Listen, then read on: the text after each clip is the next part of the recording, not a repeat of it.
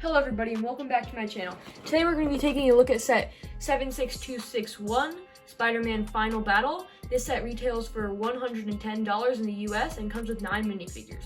It's rated for ages 10 plus and has 900 pieces. Let's take a look at this box. So on the front of the box here you can see a picture of what the set looks like. It shows the minifigures in action and kind of gives you an idea what the build will look like. It'll probably be around this size as well. On the bottom here we have a look at the minifigures. We have Spider-Man, Friendly Neighborhood Spider-Man, The Amazing Spider-Man, Doctor Strange, MJ, Ned, Green Goblin, Electro, and Dr. Octopus. On the upper right-hand corner of the box, we see this amazing art of the 3 Spider-Men, along with on the left side, a Lego and Marvel logo, along with some cool comic-looking printing. Taking a look at the back of the box here, we can see another picture of the set, along with showing off some of the play features, which we'll get a better look at once the set is made. Now, let's get into this and see how many bags there are.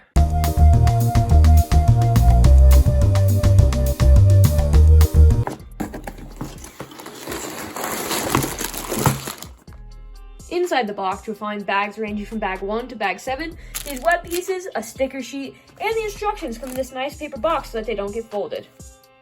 Alright, so I'm going to build up this set and then we'll take a closer look at it. Alright, I've finally finished the build after about 2 hours, and let's start by taking a look at the minifigures. Alright, so here's our first minifigure. This is Tom Holland's Spider-Man. He has some really nice printing on the front and the back, as well as dual molded legs with some leg printing. He also comes with a separate headpiece with some hair, but I don't think it's very accurate to Tom Holland, but it's not really a problem with how great this set is. Alright, so the next Spider-Man figure is Andrew Garfield's Spider-Man, or as the box lists him, The Amazing Spider-Man. This figure is really great. It has amazing printing on the front and the back. No leg printing, but I don't think it's necessarily needed since the Spider-Man really doesn't have details on his legs in the movies that he's in. And I never thought I'd actually be able to own this Spider-Man because if you know, the other figure of this Spider-Man costs around $1,000 to pick up. This set also includes a other face for him, for an unmasked Andrew Garfield, which I think fits him really, really well. Rounding out the Spider Trio here, we have Tobey Maguire's Spider-Man, or as the box lists him, Friendly Neighborhood Spider-Man. This figure includes really, really nice printing on the front and the back, and I'm really happy to have him because I never thought I'd be able to have a Tobey Maguire Spider-Man in my collection. He also includes face, but I don't think it's quite as accurate. I think they could use a different hair and maybe a different head that had some like stubble as he had in the movie, but overall, really, really, really great figure. Alright, so the next figure that we have here is William Dafoe's Green Goblin. I think this figure looks really, really, really great, except it doesn't have leg printing, and I think if they had put that in, this figure would have just gone the extra mile and looked amazing, as well as maybe actually including a hood instead of just printing it here. He includes 2 face prints, one with goggles, and one with just a smiley Green Goblin-y face, which I think is a really amazing face print and really captures William Dafoe's performance as the Green Goblin. He also just includes Han Solo's hairpiece, which I think works. His accessories are these pumpkin bombs. He has 2 of them, which is just a orange Lego head. Alright, so the next figure we have here is Dr. Octopus, and he has printing on the front that carries to the legs, as well as 2 face prints. One that's more happy and one that is more mad for when the arms are in control and he hasn't been cured yet. He also has this arm build, which is pretty standard, and it just uses this piece to make the arms sit in the right way, and they can pose around. It's a pretty fun figure. I know that the trench coat is the wrong color. It should be more of a green, but I think that this figure does get the job done. I wish they did go the extra mile to get it accurate, but you know, you win some, you lose some, like I said with the William Dafoe Green Goblin. Alright, next we have Electro, and he has a lot going on. He has this piece on his back that puts electricity out in all directions, and sometimes this can be too much on a minifigure when they just overdo it, but I think this works because it is accurate to the scene. He is floating up there with all the electricity coming off on all sides, so I think it does work in this scenario. He also has some nice printing that shows the arc reactor and some other just his like vest looking thing with all the little pieces of metal and all the arc reactor hooked up so that he can control his electricity. He also has some leg printing, minor leg printing, but it is leg printing anyway. It has some pockets, and yeah, I think it looks pretty good with the printing. I think it goes together, but they could have given him dual molded legs, I think, and it would have looked even better. He has this hair piece, and he has only one face because the hair does only go about halfway. I think the face looks really, really good. It has the electricity that kind of forms the comically accurate looking mask that Electro usually has in the comics. Overall, really great figure. Really happy we got him in this set. Next up here is MJ. She has some plain black pants and this sweatery looking pieces with stripes that is printed on the front and the back. She uses this hair that they've been using for past MJs, and I think it works. But the one part where this figure I think lacks is in the face prints. She has this like angry / confused looking face print and this happy face print. She has no scared face print for when she's falling, which I think they should have had. And Lego's done scared face prints before, and they always do it when the figure doesn't need a scared face. Like Tom Holland has a little bit of a scared face, and I don't think he really needs that in this scenario. But they totally should have included that for her. But you know, you get what you get in these sets, and Lego just kind of does their own thing sometimes. Next up, we have Ned, and this is a figure that I think most people have problems with, because if you've seen the movie, you might know that he has a blue jacket on in this situation, and in this one, he's wearing a red jacket, which is just completely inaccurate. So I wish Lego had done that and not been that lazy to just not put that in, but I think this figure does look good putting that aside. I think it does look like a very nice print anyway, and I think the hair really, really works for him. He also has two faces, one that's like smiling, another one that's smiling even bigger. So no scared or like angry face, which I feel like this is a pretty intense situation, but Ned's kind of lighthearted anyway, so I think this works. Alright, now let's take a closer look at the set. And first off, I just want to say this was a really, really fun build to do. It just did not get repetitive at all. So if you're looking for like a fun build, definitely I recommend this set. It's just like really does not get repetitive, as I said. It's really, really fun. Kept me entertained the whole time.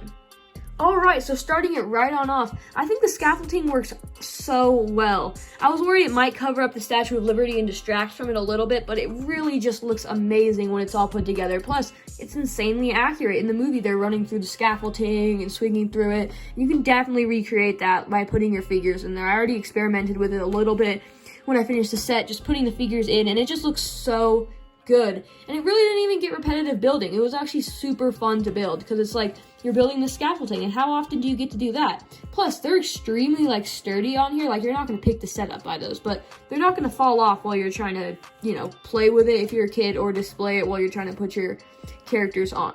And then while we're at display, if you see these little like clear transparent pieces, they connect to these little generators in here, which can be moved. They're just held on by one clip there, and the generators, there's two of them, and they were actually really, really fun to build. They're, you know, they're used to clip in these transparent pieces that you can use to pose a figure on. Like, you can take Green Goblin's glider and you can put his glider on here, and then his glider's flying, and it just looks really, really, really good on there. And you can just make such fluid action poses with this set using those.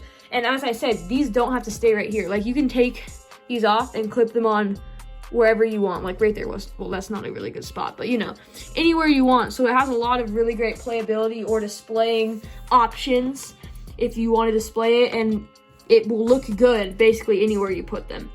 The other one isn't clipped into a generator. It's just clipped into this little side in the Statue of Liberty, so you can't change that there's going to be one here. But, you know, I think that having be able to move two of them is really, really awesome.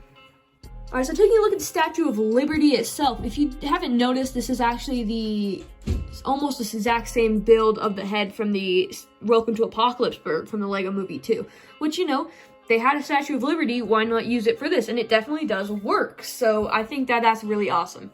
And bringing it around to the top here, you can actually take the top off of the Statue of Liberty, and let me get you a closer look. There is a Sandman hand in there. And you could put Toby there and recreate that scene from the movie when he's trying to cure Sandman. It's not very well lit in there, but as you can see, there's like sand. And there's actually sand throughout the entire build. There is sand in the bottom, and as you're building, you just put more sand, as you can see, like through in there. It's really, really awesome that they did that, and a really, really cool Easter egg to a figure that wasn't actually included. But if you want to include a Sandman, I just have this Sandman laying around that I have from, I don't know what set, but I added a different face, I think, and a different hair. I'm not 100% sure, but if you really wanted to, you can add Sandman to the set. I think it also came in the Daily Bugle, so if you really want to, definitely you can add Sandman. Okay, so there's also a lot of small little details in the set which were really awesome for them to include. Like this camera webbed up here, which is a nod to Peter Parker working at the Daily Bugle and webbing up a camera to take pictures of him while he fights, which I think is just a really, really cool little, like Easter egg.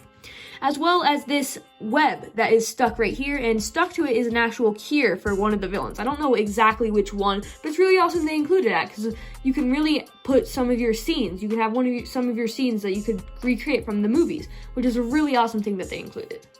Alright, moving on with some of the more other small details is this bucket here, which is like, you know, they're construction workers working on the Statue of Liberty, rebuilding it. That's why there's all this scaffolding here, as well as there's a hammer there because it's a construction site, so it makes sense they would put that there. And it's really awesome they just included those small little things that they didn't have to include, but they included it. It just goes the extra mile to make this set even better than it already is.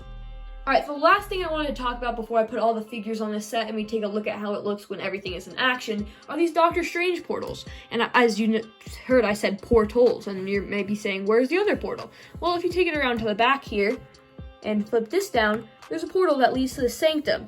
So I think that this is a really, really awesome little thing they did because it's actually leading somewhere, and it's not just a hollow portal, which the hollow portal looks fine, but it actually leading somewhere is just so cool that they would do that because it looks really, really good too. And like Doctor Strange portals, yeah, they look so trippy like that because it's like you're in one place and boom, there's a circle and it goes to a random another place. So it's really awesome they had that, and it goes to the Sanctum, which is where Doctor Strange would have come from in that scene. The other Doctor Strange portal is pretty run-of-the-mill. It's just this, see-through orange piece that's connected to this stud up here, but I think it's really nice they included two because that one in the back, you can't really pose figures at as much, but you can definitely put Doctor Strange up there, or Ned. Just adds even more detail to the set overall, and just makes the set look even better than it already does. So, now let's get to putting all the figures onto this set and making it look as awesome as it can. And here you go. Here's the set all posed up with all the figures, and it just looks so alive. And so, it's like so much action. It just captures the scene where everybody's just doing something.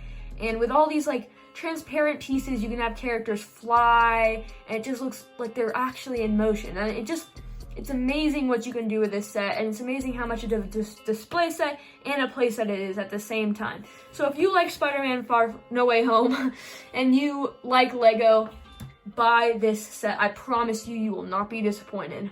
Alright, thank you for watching my review, and like, subscribe, and I'll see you next time. Bye.